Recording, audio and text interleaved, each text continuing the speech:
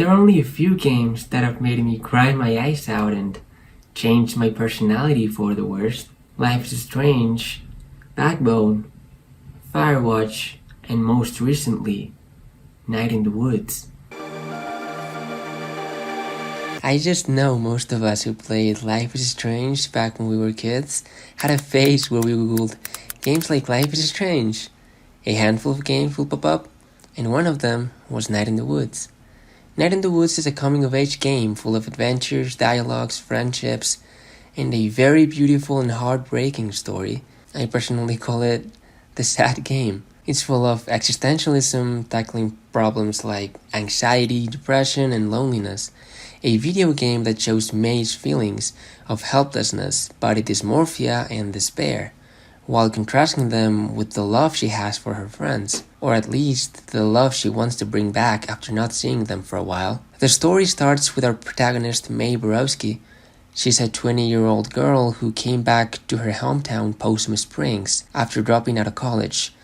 That's enough to make anyone feel related to her, and Mae will meet all those friends she hasn't seen while she was away. The first reality check hits when Mae realizes that all of her friends are not teenagers anymore. She isn't one either. Her friends have 9-to-5 jobs, need money to pay rent, are tired, and have plenty of problems on their own, and there's no longer enough time to hang out with them like they used to.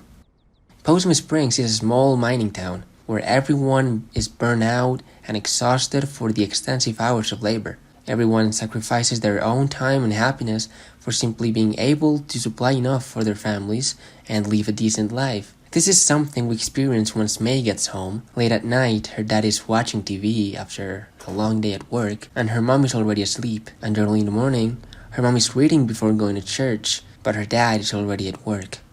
Mae barely ever sees her parents together, mainly because they need money to sustain themselves. Therefore, they don't even have time for one another. A very depressing scenario we'd experience every single day after waking up and come back home late at night, and we have plenty of days to live in this little town. Those days are wasted, especially with some of Mae's friends. Mae will explore the entirety of Possum Springs and will eventually bump into one of her two best friends, Greg, a very talkative and playful fox who loves to commit some crimes and have fun with Mae ever since they became friends when they were kids, and B, a childhood friend who has lost some contact with Mae. She can be cold and sarcastic due to different problems in her personal life. Other important characters are Angus, who's basically the fourth closest friend in the circle. He's quiet and stoic and is particularly known for being Greg's boyfriend. We also have Selmers, a cool neighbor of Mae, known for resting outside while sharing some of her poetry with Mae. Friendships are potentially what makes this story so compelling and emotional. The first time I saw Greg, my heart melted. I loved his loudness and optimism, always jumping every time he sees Mae. I loved how he flaps his arms and shouts when he's excited.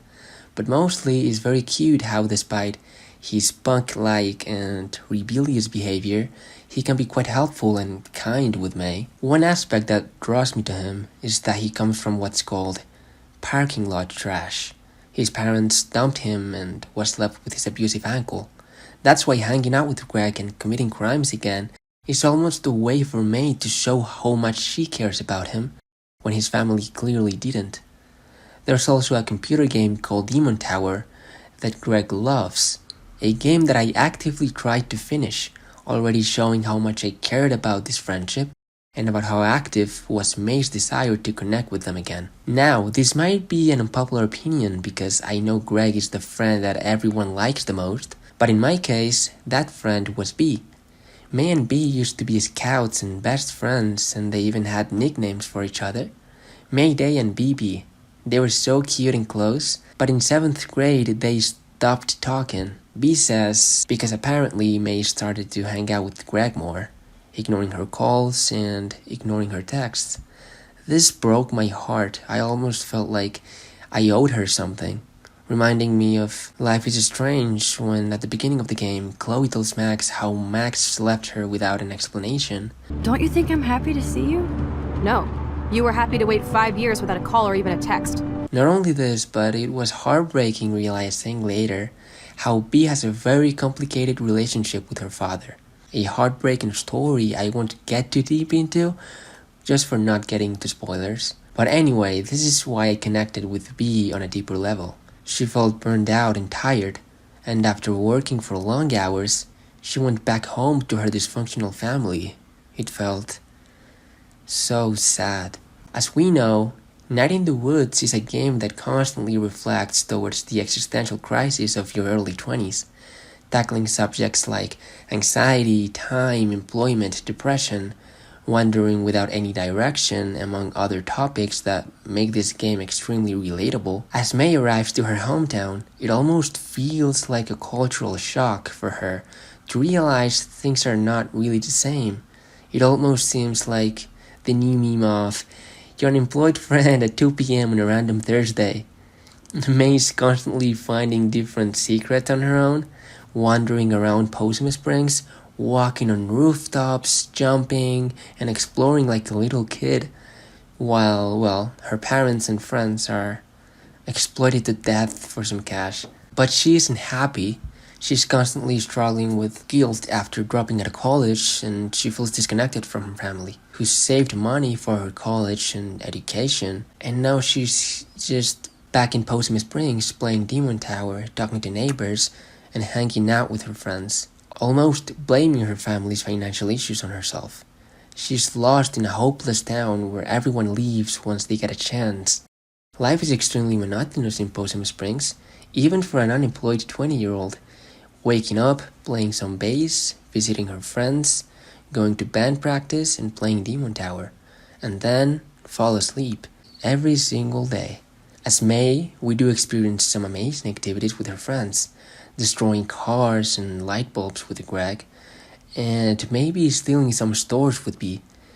But it all feels more depressing once you go to bed again and wake up the next day and realize that Mae's life is still not different, without direction, purpose, and full of guilt and exhaustion.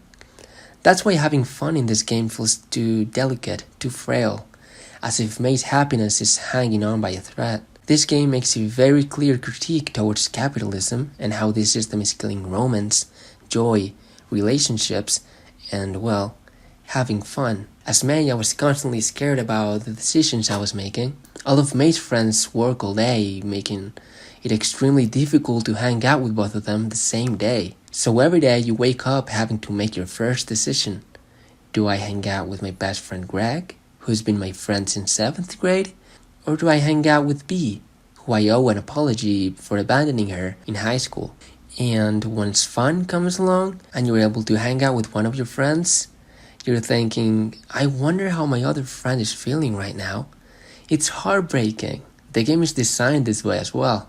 These are unique, and once you hang out with B that day, Greg plans are gone forever. You can't experience them the next day. The plan is done. It will never happen again. You will have a completely different activity with them the next day. It's also the fact of how emotional these hangouts can be. They can get extremely personal, where they leave you on the verge of tears, where B or Greg will tell you about how miserable their lives are in Possum Springs, or sometimes you might even experience the misery in person. That if B ever gets to invite you to her house. Every day will be fun, but that fun will carry sadness, misery, questions, and of course, the painful feeling of time running out. It makes you appreciate every single second you have with your friends, because they will forever be lost, and also because those friends work from 9 to 5 to finally hang out with you. They are trying just as hard as you to build a connection again. There's a particular conversation with B that broke my heart and made me cry my eyes out. I had to pause the game and lay on my bed for a second. As someone like me, I'm in my early 20s and I'm tired all the time. I try to keep my friends close to me. I also am extremely anxious and I shake all the time. I get sick constantly and I sleep on my car sometimes. I don't go to parties often and I don't even go to my college lectures often. I spend most days in my room and nothing feels real anymore, nothing feels like it matters. People, grades, family, friends, things just didn't feel real. One night, Mae tells B why she'd be down a friend in high school, and that scene destroyed me.